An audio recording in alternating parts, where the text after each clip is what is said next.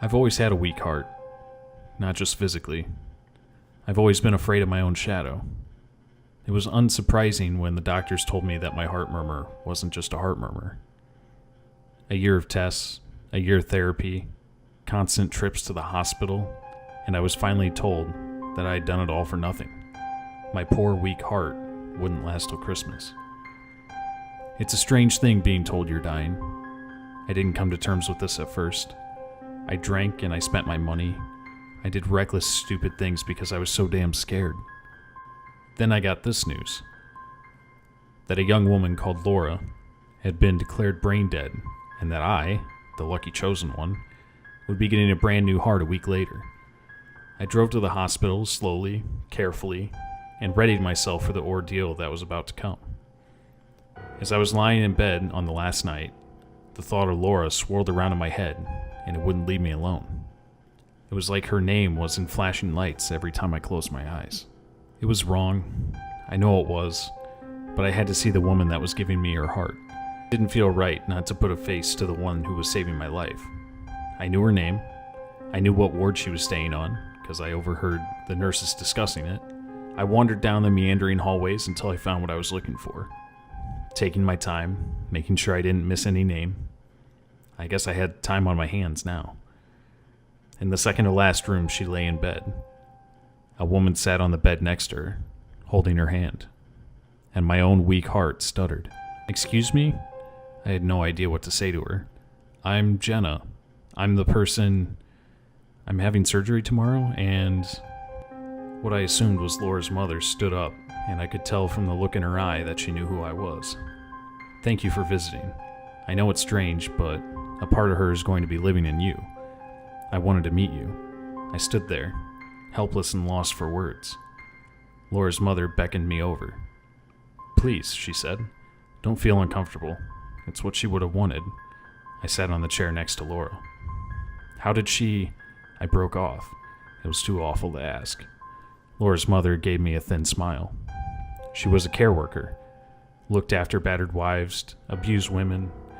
Last month she met a guy and, well, I suppose years of training can't help you when you're in love. She ignored the warning signs, and he killed her. She dedicated her life to those who needed her. Laura's mother looked down. I don't know why I did it, but I reached over and held Laura's hand. I squeezed it. "I'm sorry. I had a boyfriend once he was like that too. Someone like Laura convinced me to leave." Laura's mother gave me another half smile. I could see the tears in her eyes. Then Laura squeezed my hand, tightly. She gripped me so hard that her fingernails dug into my skin. I recoiled, a look of horror on my face. Laura's mother looked at me calmly. "She squeezes my hand sometimes as well.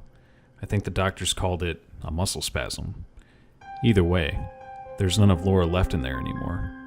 I looked at the small crescent wounds that had just started to bleed in the palm of my hand. The surgery went perfectly. I was wheeled to the recovery suite after it was over and done with, the raised wound on my chest covered by gauze. It was better if I didn't see it, I thought. I didn't need any more heart issues. I spent the first day doped up on pain medication, eating only a little and sitting up maybe 2 times. It was a long process, they reassured me. Laura's mother came to visit me the day before I was due to leave. Her calm demeanor hadn't wavered, but I could see that she was suffering. She looked 10 years older, and her hands shook when she gave me a hug. "When are you going home?" "Tomorrow," I told her. "Please come visit whenever you want." I started to jot down my address when out of the corner of my eye, a flash of blonde disappeared through a doorway. The same brilliant blonde hair that Laura had. "Ow!" I cried out suddenly. It felt like someone had sharply squeezed my hand so hard it had almost crushed the bones. Laura's mother rushed to my side, a look of concern in her eyes. "What's wrong? Is it your heart?" She stumbled over the last words, coming to terms with what she had said. I tried to reassure her and said I'd let the doctors know, and she left with a worried look on her face. When I looked down, a new set of crescent fingernail marks were below the ones that Laura had made. 10 identical bleeding smiles. The taxi ride home was short, and before I knew it I was back in my own flat. It felt strange to try and slap back to where I'd left off. My life had been almost over the last time I had been there. I looked over the mess and the cardboard boxes, the remnants of the night where I tearfully tried to pack and store my belongings so my parents wouldn't have to do it when I died. Laura's heart beat so strongly it felt like it would come out of my chest. It did this all the time, and I realized this is what a healthy heart must have felt like. So why couldn't I shake the feeling of unease? That night I had a dream. Laura was in her hospital bed, but her mother was gone. I could hear my heart, Laura's heart, beating in my eardrums so loudly it was painful. I tried to cover them, but my hands were pinned to my sides. Some unexplained force was moving me towards the motionless figure of Laura on the bed. Her lips were blue and the window came open, whipping her blonde hair around her face. I was almost on top of her when her eyes flew open. They were milky white, the eyes of someone dead. "Get out," she rasps. I could hear the heartbeat faster and faster, drumming until I thought I couldn't take it anymore. Then I woke up. The sound had been real. Laura's heart was so loud it felt like it would rupture my eardrums, and I screamed in agony, trying to cover my ears. It was useless. It was coming from some deep place inside of me. I could feel it reverberating around the hollows of my chest. I stumbled out of bed, gasping for air, and tried to find my phone.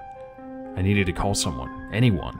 An ambulance or my mom, anyone that would come and pick me up. "Get out." It was a faint whisper over the hammering thumps of Laura's heart, a low, guttural voice that sounded like it had been made by an animal. And I crawled to the door, down the hallway, choking on my screams for help. My neighbor opened the door, his eyes as wide as saucers at the sight of me on the floor, clutching my chest. He drove me to the hospital as I cried in the passenger seat of the car. After about 50 different checkups, the doctors told me that absolutely everything was normal. They told me my heart was regular, my blood pressure was normal, and that everything was going just swimmingly. I stood in the waiting room area, wallowing in my shame and frustration. That heart didn't belong to me. My phone buzzed on the counter. An unknown number. Great. That is all I need. More unexplained, scary things like a stranger on the end of the phone. My voice sounded small on the line. "Hello? Good morning, this is Thames Valley Police. We've called to report an incident that occurred on your flat around 1:30 a.m. today." I felt a wave of embarrassment. "I'm so sorry, I recently had surgery and I wasn't feeling well. I had to have my neighbor drive me to the hospital, and I think I panicked a little in the hallway before I left." There was a small silence on the other end of the phone. "I'm afraid this is something you might want to sit down for." I felt Laura's heartbeats, strong and calm.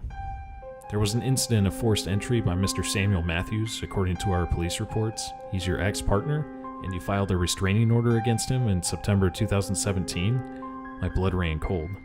I did. "He's in police custody.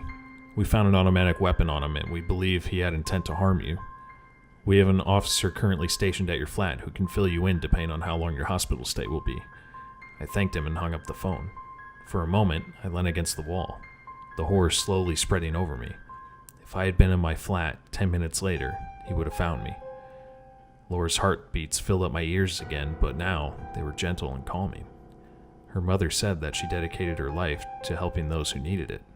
I put both my hands on my chest, overwhelmed with my own gratitude, and listened to Laura.